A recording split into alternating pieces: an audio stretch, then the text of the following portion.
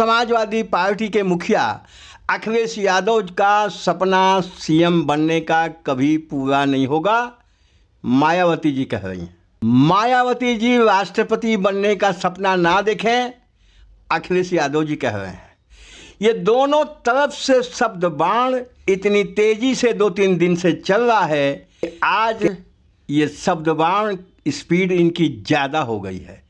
नमस्कार साथियों, BBT channel में आपका स्वागत है।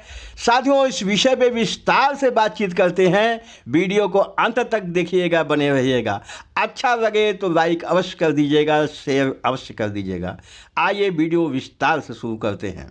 समाजवादी पार्टी के मुखिया अखिलेश यादव जी ने बहुजन समाज पार्टी पे आरोप लगाया था कि बहुजन समाज पार्टी का खिसका वोट भारतीय जनता पार्टी की तरफ गया है, इसलिए भारतीय जनता पार्टी मायावती जी को राष्ट्रपति बनाना चाहती है। इस पे मायावती आग बबूला हो गई और कल उन्होंने इस पे पलटवार कर दिया। यहाँ तक गुस्से में कह दिया कि अखिलेश यादव विदेश भागने वाले हैं। और कल शाम को ही अखिलेश यादव जी एक रोजा अफ्तार पार्टी में गए।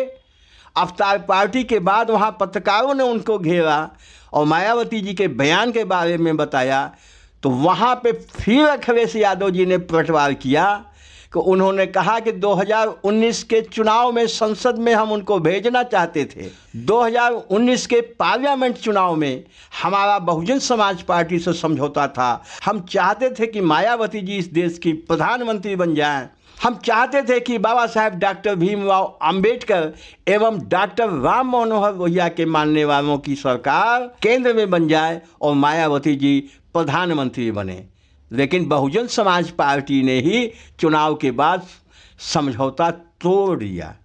अगर यह समझौता बरकरार रहता, अगर यह समझौता अधिक दिनों तक चला होता, मायावती जी देश की प्रधानमंत्री बन सकती थी। आज मायावती जी अखिलेश यादव जी के इस बयान से और चिढ़ गई हैं और सुबह ही उन्होंने अपने ट्विटर हैंडल अकाउंट पे ट्वीट किया है। बहुत गंभीर बात उन्होंने कह दी है। उन्होंने फिर दोहराया कि समाजवादी पार्टी के मुखिया यूपी में मुस्लिम व यादव समाज का पूरा वोट लेकर कई पार्टियों से समझौता करने के बाद भी अपनी सरकार नहीं बना पाए।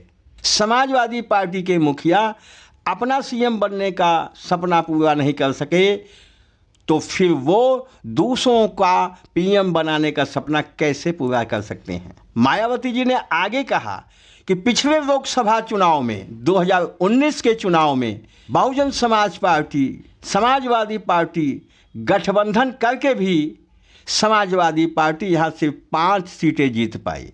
फिर वो बीएसपी की मुखिया को कैसे पीएम बना सकते हैं। आगे उन्होंने ये कह दिया है कि अतः अब इनको बचकाने बयान देना बंद कर देना चाहिए। और लास्ट में मायावती जी ने कहा है कि मैं आगे चलकर सीएम या पीएम बनूं या ना बनूं, लेकिन मैं अपने कमज़ोर व उपेक्षित वर्गों के हितों के लिए देश का राष्ट्रपति कतई भी नहीं बन सकती हूं।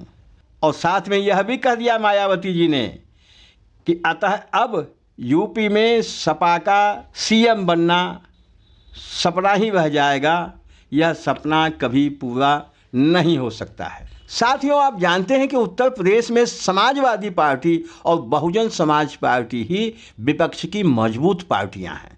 दोनों कद्दावर नेता हैं, दोनों उत्तर प्रदेश के मुख्यमंत्री रह चुके हैं और इन दोनों की जंग में सबसे अधिक फायदा भारतीय जनता पार्टी को हो रहा है। वो खूब इत्मीनान से सरकार चला रहे हैं। विपक्ष जिनको विरोध उनका करना चाहिए वो अपने में संघर्ष कर रहा है, तो भारतीय जनता पार्टी मस्त है और वो अपने हिसाब से गवर्नमेंट चला रही है, बहुत सुकून उसको है। और कभी कभी उनके नेता चुटकी भी इन दोनों पार्टियों पर ले लेते हैं। दूसरी तरफ कांग्रेस को भी बहुत आनंद आ गया है। कांग्रेस चाहती है कि मायावती जी से छिटका हुआ दलित वोट पुनः कांग्रेस के पास वापस आ जाए और समाजवादी पार्टी से छिटका माइनॉरिटी का वोट वापस कांग्रेस को आ जाए, तो भारतीय जनता पार्टी की इस देश में क्या स्थिति होगी, पुनः कांग्रेस पहले की स्थिति में आ जाएगी।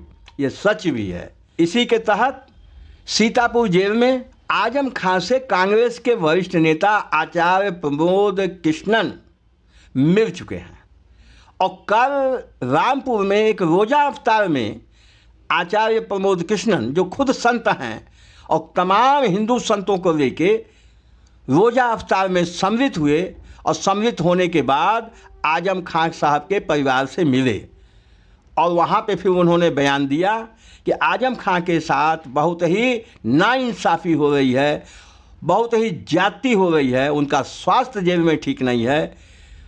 भारतीय जनता पार्टी की सरकार और मुख्यमंत्री योगी आदित्यनाथ जी से उन्होंने अपील की कि उनके साथ भेदभाव न किया जाए, मानवीय व्यवहार किया जाए, उनको जेल से निकाला जाए। तो ये कांग्रेस का एक अलग आनंद है। समाजवादी पार्टी और बहुजन समाज पार्टी के संघर्ष में भारतीय जनता पार्टी और कांग्रेस का मजा है। अब देखना है कि ये दोनों पार्टियों की जंग रुकती है कि आगे चलती है, और अगर जंग इनकी नहीं रुकती है तो आप निश्चित मान लीजिए कि कांग्रेस को ही फायदा होने वाला है, भारतीय जनता पार्टी को इससे कोई फायदा नहीं होने वाला है। एक बार कांग्रेस के पास दलित वोट वापस चला जाता है तो माइनॉरिटी अपने आप वापस चली जाएगी, फिर भारतीय जनता पार्टी के सामने भयंकर संकट उत्पन्न होने वाला है 2024 के चुनाव में। बस साथियों, इस वीडियो में इतना ही। वीडियो को आपने सुना, इसको कमेंट आप भी करिएगा, अपनी राय भी दीजिएगा। वीडियो अच्छा लगा हो लाइक कर दीजिएगा, शेयर कर दीजिएगा। हमारे चैनल पे मेहमान हैं, फर्स्ट टाइम आए हैं, सब्सक्राइब अवश्य कर दीजिएगा। हम इस तरह का वीडियो बनाते रहते हैं। Thank you very much.